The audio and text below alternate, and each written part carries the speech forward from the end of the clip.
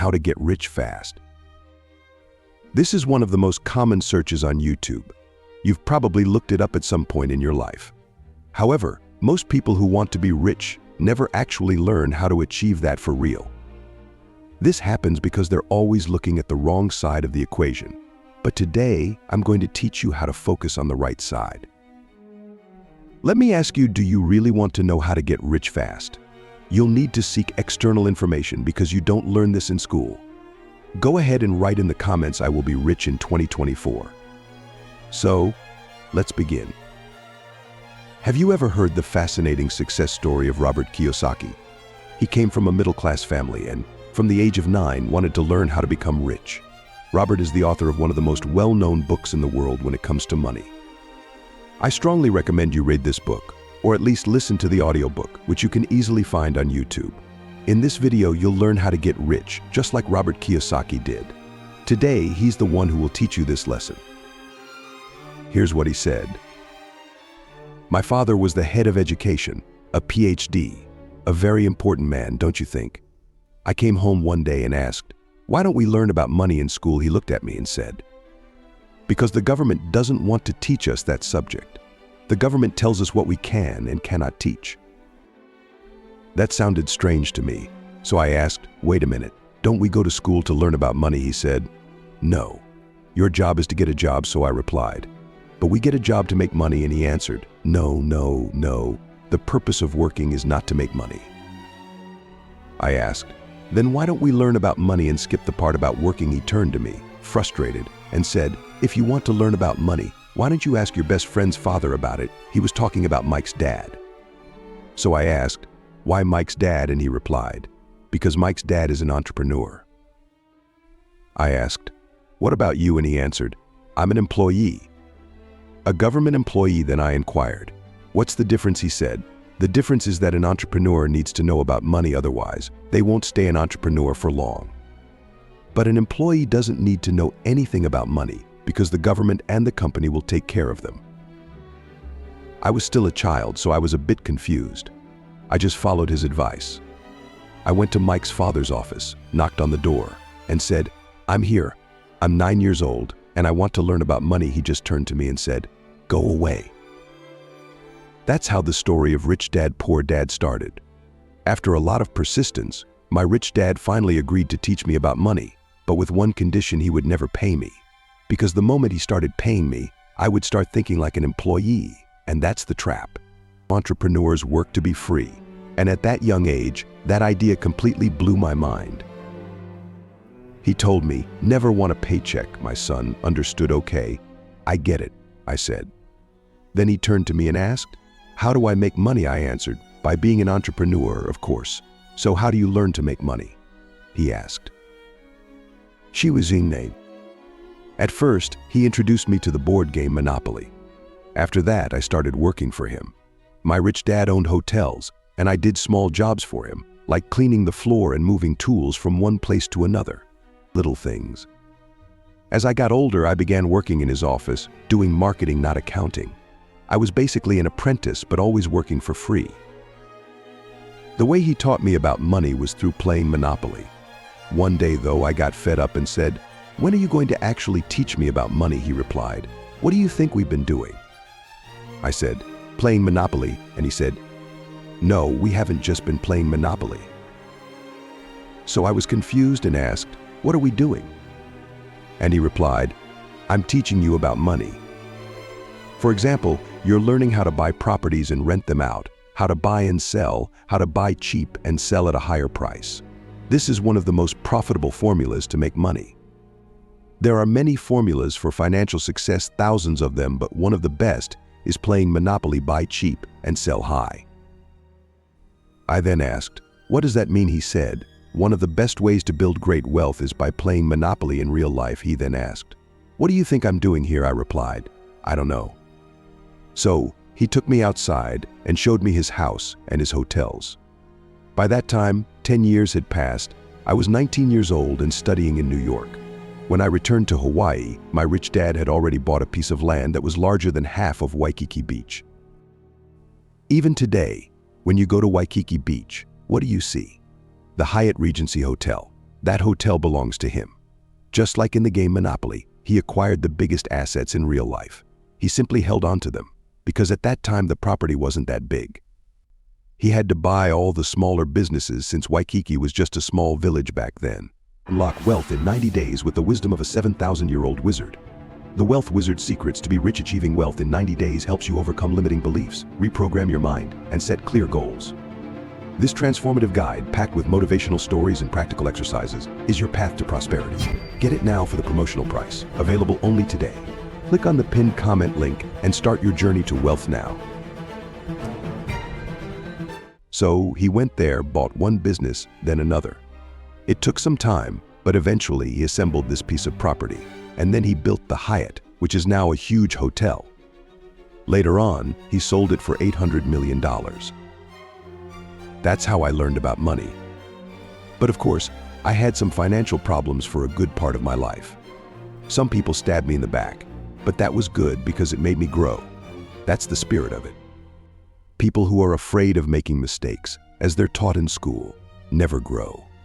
In the spiritual world, there's good and evil, right and wrong, up and down, but people just want to be right, to be positive. However, in reality, it's not always like that. I wasn't from a very poor family by the standards of the time, but my family had a poor mindset. Let me explain. Poverty begins with an attitude. Poverty is something that gets passed down. It's taught within families. For those sitting at home right now with financial problems, whether they earn little at their jobs or even earn a lot but are doing something they don't enjoy, that's a result of this mindset. Maybe they learned that way. Maybe common sense taught them that. Things like work hard to achieve something or the rich aren't good people, these ideas. The school system doesn't want to teach you about money because the school system was designed to teach you to be an employee. Sure, it's important to have doctors, lawyers, and specialists, but they don't teach about money. Most people lack real knowledge about business things like accounting, debt, or taxes. You need to know about these things, but nobody teaches that in school. When people ask me, how did your rich dad learn this and your poor dad, who was educated, didn't, the answer is simple. My rich dad's father died when he was 13, and at that age, he found himself running the family business. For that, he had to quit school. It was a blessing. Sometimes, blessings come like that. What seems terrible at first turns into a blessing later. Soon, his teachers became his treasurer, accountant, lawyer, banker, and real estate agents. He had what I call real teachers, not fake school teachers. Most school teachers don't practice what they teach. Once I asked a teacher, "Professor, I'm in my 3rd year of calculus, and will I ever use this material strength stuff in real life?" He turned to me and said, "No," I asked. "Then why do you teach it?" He said, "Because I get paid to teach it," I followed up with, "But have you ever used it?" And he said, "No." So if I can give people one piece of advice, it's to find real teachers, not fake ones. A fake teacher is someone who doesn't do what they teach, while a real teacher does what they teach every day. My accountants and lawyers do this daily, and that's how I learn from them, by solving my business problems. I have accountants, lawyers, and bankers who earn less than me, sure, but they're essential because they help me solve the problems that arise in my business. The rich often say, "Don't tell people this. Don't tell them how to be rich. Keep them poor." I'm not religious, but the Bible says, "The poor will always be among you," and that's a hard truth. Poverty begins in the mind first, and once it takes root, it affects your entire life. You keep affirming negative things about yourself.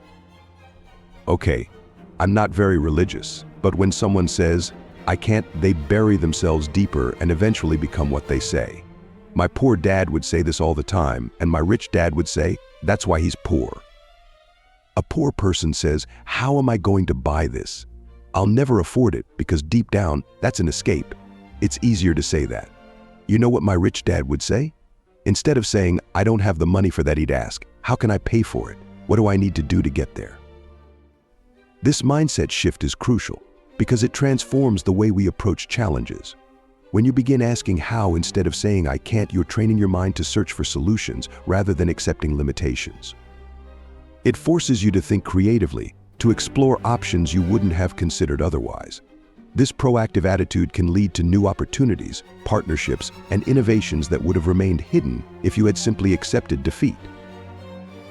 In the world of business and wealth creation, this way of thinking is invaluable. Entrepreneurs, for example, don't just see problems, they see opportunities disguised as challenges. Where others see obstacles, they see possibilities. They ask themselves, how can I overcome this? What resources or strategies can I leverage? This is how new ideas are born and how individuals build the resilience necessary for long-term success. The difference between those who succeed and those who don't often comes down to their ability to reframe obstacles into opportunities. Another important aspect of this mindset is the willingness to take action. It's not enough to just ask the right questions, you have to act on the answers you discover. My rich dad always emphasized the importance of learning through doing. Whether it was making small investments, starting a side business, or simply learning new skills, action is what sets you apart. Even if you fail, the experience you gain becomes a stepping stone for future success. Every failure is a lesson that brings you closer to your goal, but only if you're willing to keep moving forward. He'd say that a question opens your mind and a statement closes it. See, when you say, I can't afford this, your mind shuts down and what you said becomes true. But when you ask, how can I afford this? Your mind opens and you find countless solutions to solve your problem. For example, basketball and football, they both have teams but with different rules. Other people play golf, they play alone. Everyone plays their own way. In the financial game, I follow the rules of real estate business. So what I say to young people is find your game and play it. Finding your game means identifying the field that excites you and offers the best chance for success based on your skills and interests. Just like in sports, where different players excel in different positions, the financial world offers various avenues: real estate, stocks, entrepreneurship, or even the tech industry. The key is to understand your strengths, what drives you, and where you see the most potential for growth. Once you find that, you can dedicate yourself to mastering it. However, knowing your game isn't enough, you need to learn the rules that govern it. In real estate, for example, there are specific strategies for buying low, selling high, and maximizing returns on investments. In the stock market, timing, market research, and risk management are critical. Mastering these rules gives you a competitive edge, allowing you to make informed decisions rather than gambling with your future. Successful people don't win by chance, they win because they understand how to play within the system, leverage the rules, and use them to their advantage. Finally, playing your game means committing to consistent action. Too many people dip their toes in different fields, but they never fully dive in. Success requires persistence, even when things get tough. Whether you choose real estate, entrepreneurship, or any other path, you need to be in it for the long haul. Learn, adapt, and evolve with the game. Like any sport, the more you practice, the better you become. Stick with it, and you'll find yourself not just playing the game, but winning it. If you enjoyed this video, leave a like and comment. I stayed until the end. This video was based on an interview with American author Robert Kiyosaki, writer of Rich Dad, Poor Dad. Don't forget to feel from the bottom of your heart that you are worthy. Do this for yourself. Believe that the path to abundance is open to you every day.